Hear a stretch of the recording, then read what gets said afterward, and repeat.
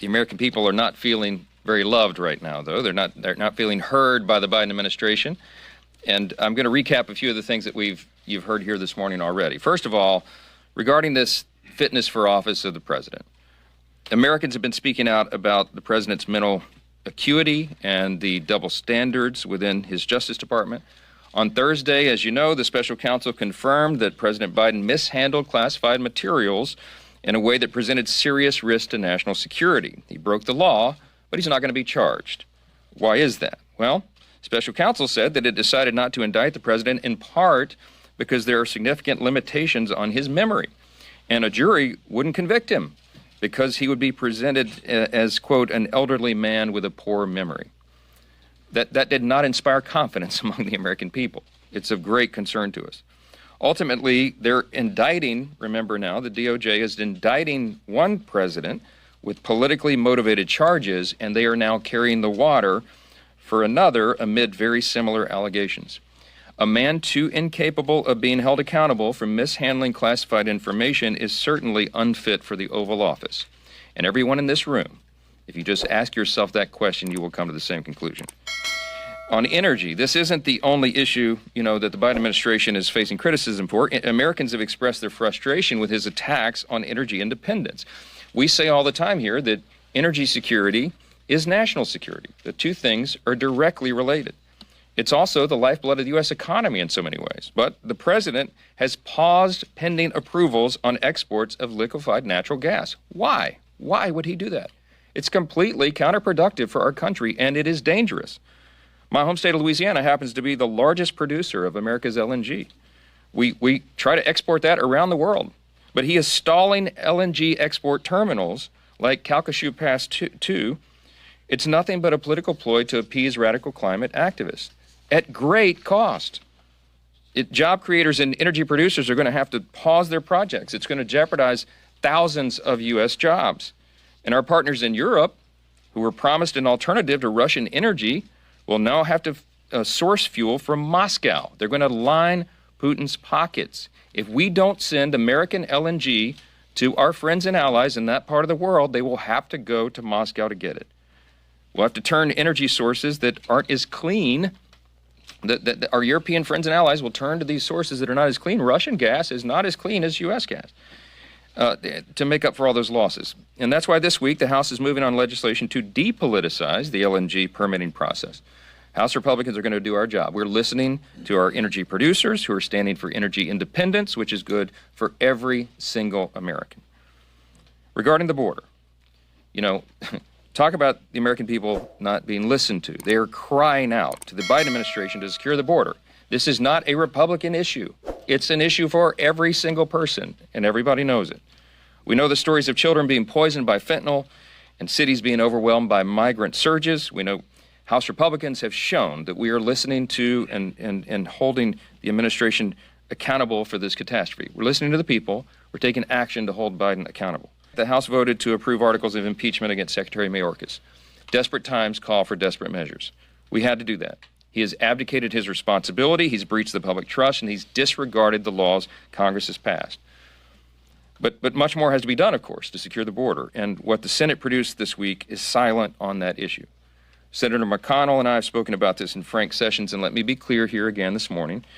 The Republican-led House will not be jammed or forced into passing a foreign aid bill that was opposed by most Republican senators and does nothing to secure our own border. It's time for Washington to start showing some love to Americans. We need to listen to the American people and their needs and take action. And that's why House leadership will continue to govern with Americans' interests at heart. First, House Republicans are so excited to welcome back our majority leader, the legend from Louisiana, Steve Scalise. Welcome back, Steve. We're so excited to have you back. Yeah. Before we talk about the week ahead, I want to touch on the bombshell report last week from the special counsel confirming that President Biden retained and mishandled classified documents for years in unsecure location. Special Counsel Hur's decision to not prosecute Biden because of his deteriorating mental state further demonstrates the un-American two-tier justice system that exists in Joe Biden's America. There cannot be one set of rules if your last name is Biden and another set of rules for the rest of America. And the American people know that if someone is mentally unfit to stand trial, They are unfit to serve as commander-in-chief. Turning to our agenda of this week, House Republicans will continue to deliver on our promises. Yesterday, after a year-long investigation led by the House Homeland Security Committee under the leadership of Chairman Mark Green, we executed our constitutional duty impeaching Secretary Mayorkas for violating his oath to support and defend the Constitution, subvert the rule of law, and breach the American public's trust. Impeachment is just one step. The Senate must pass House Republicans' Secure the Border Act, the strongest border security bill in history, to stop the invasion at our borders, which we are seeing under Joe Biden's policies. This week, House Republicans will also bring the Unlocking Our Domestic LNG Potential Act to the House floor, stopping Joe Biden's war on American energy and unleashing domestic energy production. The American people elected our House Republican majority to undo the damage the Democrats have done and to hold the Biden administration accountable. Thanks to our members and the diligent work of Chairman Green and his Homeland Security Committee, we are once again living up to that mandate this week. Under Secretary Mayorkas' leadership, Americans have experienced the worst border crisis we've ever seen. We did not take our impeachment vote lightly. It was the product of a very thoughtful, fair, and deliberate investigation lasting nearly a year. The evidence was clear. As you've heard the chairman say this morning, Secretary Mayorkas willfully refused to enforce federal law, repeatedly lied to Congress, and breached the American people's trust. Because he failed to do the honorable thing by resigning, House Republicans fulfilled our constitutional duty by voting to impeach. I can only hope my colleagues in the Senate will step up and do the same on behalf of the American people. At the end of last week, we also all read what was a very alarming report about President Joe Biden. You heard Dr. Jackson, our colleague from Texas, talk about this morning. Not only did it conclude that he, quote, willfully retained and disclosed classified materials, close quote, it also did not recommend criminal charges because his memory has such, quote, significant limitations. There were two takeaways from the special counsel's report. A man unfit to be held responsible for mishandling classified information has zero business occupying the Oval Office. And it exposed the two-tiered justice system that indicted one president with politically motivated charges while carrying water for another over similar allegations. House Republicans will ensure Americans get answers they deserve on both of these issues. Lastly, I want to give a special welcome back to our fearless majority leader, Steve Scalise, maybe the toughest man in Washington, D.C. Steve, we are so grateful to have you back here with us today in complete remission from cancer. And right in time for Mardi Gras in true Steve Scalise fashion. Your grit, determination, and resilience have been an inspiration to each and every one of us, and it's good to be fighting in the trenches with you again. So with that, I proudly turn it over to the toughest man in Congress, Steve Scalise. Yeah. Well, thank you, Whip. It is great to be back, and even more importantly than that, it's great to be in remission from cancer. It's been a long battle, about 6 months long. But God answers prayers, and there have been a lot of prayers, and thank everybody for the support and prayers along the way. And you surely don't get through this alone. But I was looking forward to coming back, and now it's great to be back. It's great to see all of you. Happy Valentine's Day to everybody, especially happy Valentine's Day to my wife Jennifer. So she's back home. But I tell you what, we got right into the business of what this Congress and especially what this majority has done, and that's taken our job seriously in doing the tough work. We brought back up the impeachment of Secretary Mayorkas. I want to thank Blake Moore for giving us the opportunity to reconsider the vote and him procedurally making sure we had that opportunity so that we could send a statement once again that we, this House Republican majority, care about border security. And in a town where everybody should be concerned about what is one of the biggest crises facing our country, the fact that we've had millions of people come across our border illegally, including people on the terrorist watch list, drug dealers from Mexico, the cartels having operational control of our southern border, to the point where they're bringing drugs in that are killing 150 young people in America every single day. That should matter to everybody, especially the President of the United States, and especially the Secretary of Homeland Security, who, as Chairman Green's committee, did a methodical job of pointing out over months and months of building this case that this secretary has failed to do his job. He's let down the American people. And the American people want a secure border. And people have asked, what's the point of impeaching the secretary if the Senate's just going to discard it? I don't know what the Senate's going to do. I gave up predicting what the Senate might do. But I will tell you this. If the Senate just discards this, like they do so many other important issues, like H.R. 2 that we sent over 6 months ago, where we came together as a Republican majority and passed the toughest border security package that we've ever seen come out of Congress, at least since the 1980s. And the Senate won't even take that bill up. The Senate can't even pass their own bill. And if they ignore this and just throw it in the trash can without taking it as seriously as the American people do, then there will be accountability and consequences to that action. So it's on the Senate. They have to do their job, but the good news is this House Republican majority, as razor thin as it is, once again did our job. We are going to fight to secure the border. We've got a speaker who continues to call on President Biden, and I'm sure he's going to talk about this, to just sit down and meet to talk about this major crisis. The president cares about all these other things going on around the world, as we do too.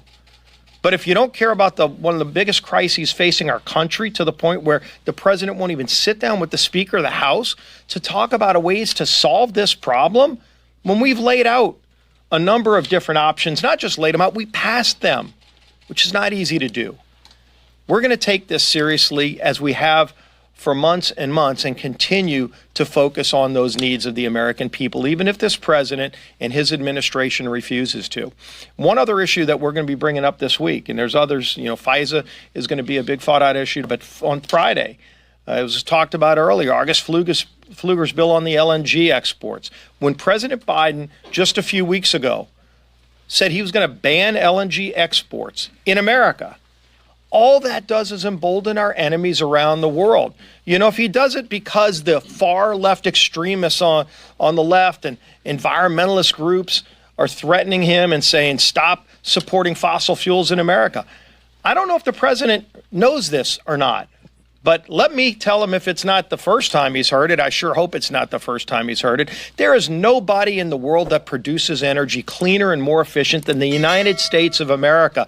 And stop attacking American energy, Mr. President, because when we make energy, we do it better than anybody else in the world, and it allows us not only to lower prices here at home for families who are struggling, but it also allows us to send that energy to our friends around the world. And when President Biden takes that energy off of the market, that just means countries like Russia and Iran become more emboldened, because those countries still need that energy. We still need that energy. And when he shuts down LNG exports, it also stifles production in America. That kills jobs here at home.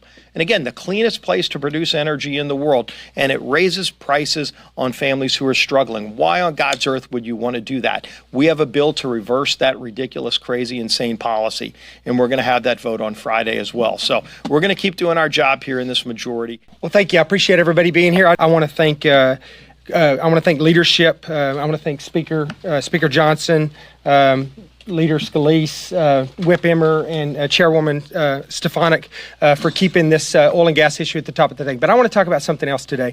What I want to talk about is in regards to the Hur report that just came out. I think this is on the mind of a lot of Americans right now.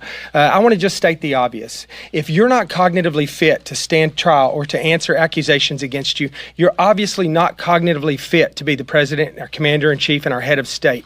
And I think that we have to, at this particular point, we have to start asking the hard questions. I'm glad to see that some of the press is starting to do that. I've been saying individually for a long time since he was candidate Joe Biden that this man's not cognitively fit to be our head of state and our commander-in-chief. We've had lots of evidence of that since then. A lot of people are starting to see that. Now we have the Hur reports coming out, which is a completely different angle on this, an objective report from a member, from an appointee of his own DOJ, from his own administration, that's saying that he's not cognitively fit to do his job. I think that when the president got up the other day and tried to speak to the nation, he just reiterated and reinforced the idea that we are in trouble in this country right now from a leadership standpoint. Look, this LNG thing is a big issue for us. I grew up in the oil field in West Texas. I know how important this is. It's a national security issue. It's an issue for our economy. It's going to punish hardworking blue-collar folks in this country. But, whether it's this LNG issue, whether it's our disaster at the border, whether it's the disastrous withdrawal from Afghanistan, the crime in our cities, all of the other issues that have just been an absolute disaster during the Biden administration, what it says to us is that Joe Biden is probably most likely not making these decisions. We know this at this particular point. There are radical extremists in the West Wing, whether it's climate extremists or whether it's the globalists that are making a lot of these decisions. These decisions are not coming from President Biden. These are coming from other folks within the White House with different agendas, with an agenda that's not America first, that's not in the best interest of this country. So I just want to let everybody know that we are going to continue to make this an issue. I will be introducing another letter today. This will be the fifth letter that I've introduced, that I've sent to the president. This will go directly to President Biden. It will CC every member of his cabinet, and it will insist that he come forward and be honest with us about his physical and his mental capabilities and his exams. He's supposed to be getting a physical exam done here in just a few months, his annual physical. They've already indicated that there will not be a cognitive test associated with that. I think if there was ever a time that we need a cognitive test for a sitting president of the United States, it's right now. And as you remember, President Trump got one. I think he set the precedent. It was a large part because of the press's insistence that he have that included as part of his physical exam. I would like to see that same type of enthusiasm and insistence from the press right now that President Biden submit to a cognitive exam as part of his physical exam. And if he thinks he's fit to lead this country, prove it to us with some objective data that says so.